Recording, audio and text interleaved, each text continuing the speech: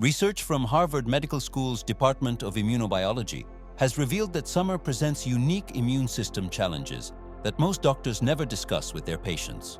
For every 7-degree increase in temperature, inflammatory markers increased by 18.5%, while key immune cell function decreased by up to 24.3%. Even more concerning, summer UV radiation suppresses certain immune responses by as much as 40%. Today, I'm revealing the science behind summer immune vulnerability and the Harvard protocol that increased immune resilience by up to 62% during summer months, without expensive supplements or medications. My journey began with my father, Robert. At 68, despite being active and healthy, he experienced 3 serious infections over 2 consecutive summers. His doctor dismissed this as bad luck, rather than a seasonal pattern. As a medical researcher specializing in environmental health, I investigated seasonal immune function variation and discovered compelling evidence that summer creates unique challenges for immune defense, particularly in adults over 60.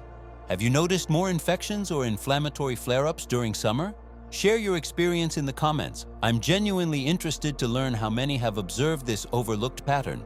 The Harvard Seasonal Immunology Project has identified 3 distinct mechanisms that compromise immune function during summer. Number 1, heat-induced immunosuppression. When core body temperature regularly exceeds 99 degrees Fahrenheit, 37.2 degrees Celsius, natural killer NK cell activity decreases by 18 to 25%. Dr. Michelle Chen explains, prolonged exposure to temperatures above 85 degrees Fahrenheit alters immune cell signaling pathways. Heat stress diverts resources from immune function to cooling mechanisms. Number 2, UV-mediated immune disruption. Research confirms UV radiation's systemic immune impacts. Harvard's photobiology lab found that typical summer UV exposure decreases Langerhans cells by up to 40% and disrupts regulatory T-cell balance. This creates dual vulnerability.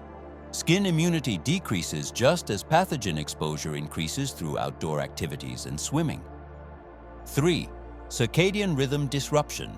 Summer's extended daylight hours significantly impact immune timing mechanisms.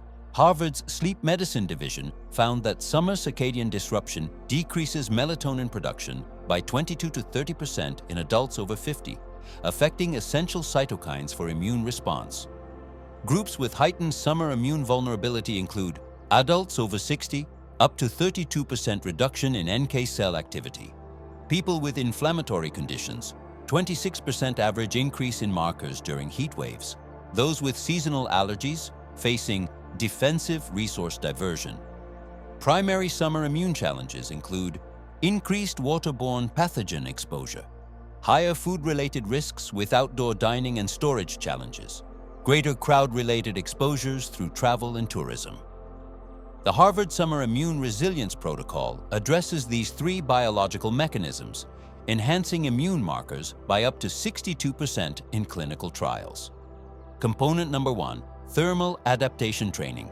This component minimizes heat-induced immunosuppression through progressive adaptation with 3 approaches. Number 1, strategic heat exposure patterning. Begin with brief exposure to moderate heat, gradually increasing duration. Implement thermal interval training, alternating between temperature environments. Schedule deliberate cooling periods during peak heat days. Number 2, specific hydration protocol. Consume electrolyte-calibrated fluids every 60 to 75 minutes during heat. Include zinc, selenium, and magnesium in hydration sources. Time highest fluid consumption 30 to 45 minutes before peak heat exposure. 3. Micronutrient timing strategy. Consume antioxidant-rich foods before heat exposure. Emphasize carotenoids from tomatoes, watermelon, and grapefruit. Time protein consumption for evening cooling periods. Michael, 65, implemented just this component and reported, "After 3 weeks, I wasn't getting the usual fatigue and scratchy throat during hot days. It was the first summer in 5 years I didn't develop bronchitis." Component number 2, UV response management. This component addresses immune-disrupting effects of UV exposure through 3 strategies. Number 1, strategic photoprotection beyond sunscreen. Implement interval protection rather than all-or-nothing approaches. Consider UPF-rated clothing for extended outdoor activities. Pay special attention to areas with thin skin and high blood flow. Number 2, internal photoprotection support. Consume foods rich in specific polyphenols like EGCG, resveratrol, and quercetin. Include lycopene-rich foods consumed with small amounts of healthy fats. Implement omega-3 fatty acids for at least 3 weeks before peak exposure. 3. Focused recovery techniques. Schedule indoor recovery periods following significant sun exposure. Apply botanical compounds like aloe vera and calendula. Consider post-exposure vitamin D calibration. Have you noticed that sun exposure affects how you feel beyond just your skin? Share your experiences in the comments. Component number 3, circadian resynchronization method. This component targets the summer disruption of immune timing mechanisms with 3 approaches. Number 1, strategic light exposure management. Implement darkness discipline in your bedroom environment. Consider blue light management technology before sleep. Create dawn-dusk simulation using programmable lighting.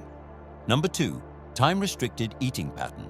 Consider a 10 to 12-hour eating window ending 3 hours before bedtime.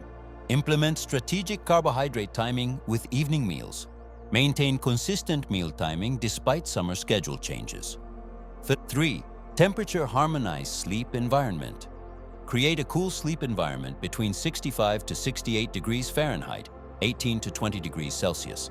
Consider temperature cascading, gradually reducing evening ambient temperature. Implement moisture management strategies for optimal sleep. Component number 4, exposure defense optimization. This component addresses increased pathogen challenges during summer with 3 strategies. Number 1, water-related protection strategy. Implement a hydration source hierarchy based on risk profiles. Consider specific probiotic strains for travel and water activities. Schedule prompt rinses after swimming in natural water bodies. Number 2, food safety amplification. Implement the 2-hour rule more strictly during summer. Consider natural food preservatives for outdoor dining. Be vigilant about cross-contamination during BBQs and picnics. 3. Crowd exposure mitigation. Practice strategic hand hygiene timing during travel. Consider respiratory microbiome support using saline nasal irrigation. Implement targeted protection during highest risk scenarios. Component number 5, recovery enhancement system. This final component focuses on early intervention and rapid recovery with 3 approaches. Number 1, early warning recognition. Learn to recognize subtle hydration status indicators. Pay attention to minor sleep changes like unexplained early waking. Monitor subtle mood and cognitive changes. Number 2, targeted early intervention. Implement immediate rest enhancement at first subtle signs. Consider concentrated food compounds if needed. Utilize targeted heat therapy like warm showers. 3. Microbiome preservation strategy. Minimize use of broad-spectrum antibacterial products. Consider specific prebiotic fibers during challenges. Implement microbiome recovery protocol if antibiotics are necessary. Which component seems most relevant to your summer health experiences? Let me know in the comments. Begin with environmental monitoring. Use specialized weather apps tracking temperature and UV index. Set up personalized alerts for conditions that impact immune function. Consider home temperature and humidity monitoring. Create your personalized implementation plan, Phase 1, weeks 1 to 2. Focus on thermal adaptation and hydration, Phase 2, weeks 3 to 4. Add UV management and early recovery, Phase 3, weeks 7 to 8. Add advanced recovery and performance optimization, 5 to 6. Incorporate circadian optimization, Phase 4, ongoing. Integrate exposure defense and fine-tuning. Adapt the protocol for different health conditions. Cardiovascular conditions, emphasize thermal adaptation and circadian stability. Respiratory conditions, prioritize exposure defense and humidity control. Metabolic conditions, focus on time-restricted eating and micronutrient timing. Integrate with your existing health practices. Share your summer strategy with healthcare providers. Keep a simple symptom journal tracking environmental conditions. Discuss seasonal medication adjustments if appropriate. Request periodic reassessment as summer progresses. What aspect of implementing this protocol seems most challenging for your situation? Let me know in the comments. Robert, 76, had experienced increasingly problematic summers for nearly a decade. Initially skeptical, he began implementing the protocol components sequentially. The thermal adaptation training provided his first breakthrough, allowing him to enjoy gardening again. Adding circadian methods further improved his sleep quality. By implementing the full protocol, the transformation was remarkable.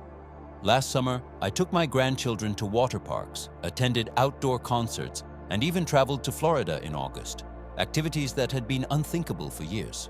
Not only did I avoid my usual summer infections, but I actually felt better than during winter months. To summarize the key insights: number 1, summer presents unique immune challenges through heat-induced immunosuppression, UV-mediated immune disruption, and circadian rhythm disruption. 2, the Harvard Protocol addresses these through 5 components: thermal adaptation, UV response management, circadian resynchronization, exposure defense, and recovery enhancement. 3, implementation works best when approached sequentially, beginning with environmental monitoring and thermal adaptation. Number 4, different health conditions benefit from specific emphasis within the protocol. Number 5, the protocol works best when integrated with existing health practices. What's your biggest takeaway from today's video? Let me know in the comments. Your perspective helps shape future content. If you found this valuable, please hit subscribe. In my next video, I'll cover the 7 foods that silently sabotage your immune system, including surprising research about common summer favorites. Remember that summer should be a season of joy and activity, not illness. With these strategies, you can maintain robust immune function regardless of temperature. Thank you for watching, and I wish you health, energy, and your best summer yet.